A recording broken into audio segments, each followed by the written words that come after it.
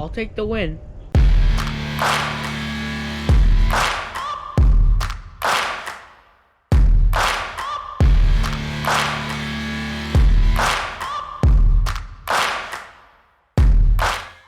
We welcome you to the post game, and today it was a hard, physical, low-scoring game, and that's kind of where we're going to start now, as this defense has taken off. They have just ran ever since that bad defensive stretch at the kind of around the midway point of the season. The Browns' defense has improved drastically, and it's been showing as they've only allowed 3 points against the Ravens today, and you can say that Lamar Jackson wasn't there, and if Lamar Jackson was there, it might have been a different game, but the Browns only allowed 3 points, and at the end of the day, that's very good defense from this young core, and Joe Woods has been on a roll, and hopefully we can keep that going to the end of the season. And also today, Deshaun Watson, we can see his really big improvement, and he is starting to play like himself again, and it's just been a good game for Deshaun Watson, and he was very efficient in that game.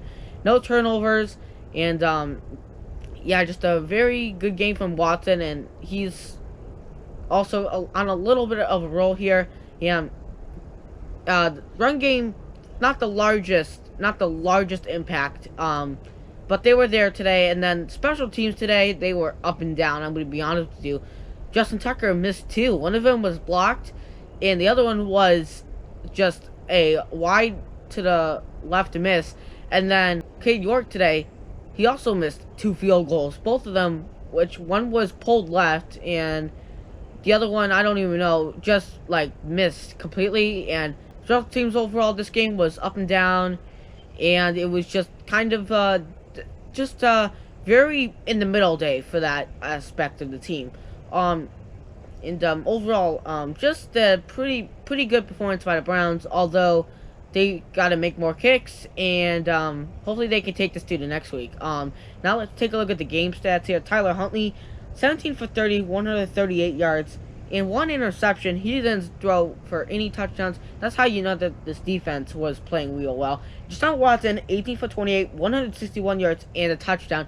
Good game for Watson. And then rushing-wise, J.K. Dobbins, 13 carries, 125 yards, and Nick Chubb, 21 carries for just 1 yard short of the 100 mark at 99.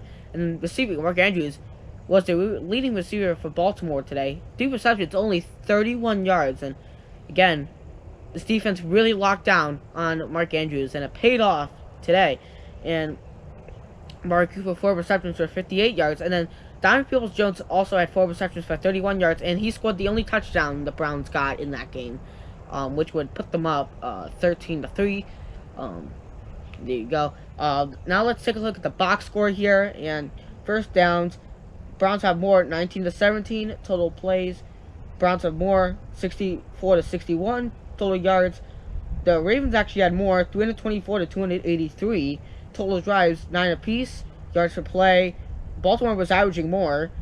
Passing, the Browns had more, 140-126. Rushing, the Ravens obviously had more, 198-143.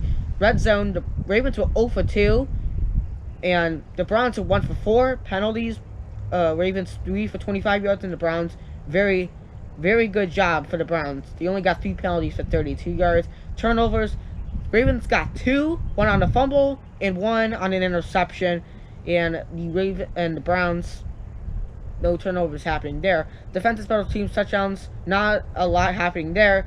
And then possession-wise, the Browns have the ball for more time, 33 minutes to almost 27 minutes. So that's your box score. Now, you can say the Browns are starting to kind of pick it up here.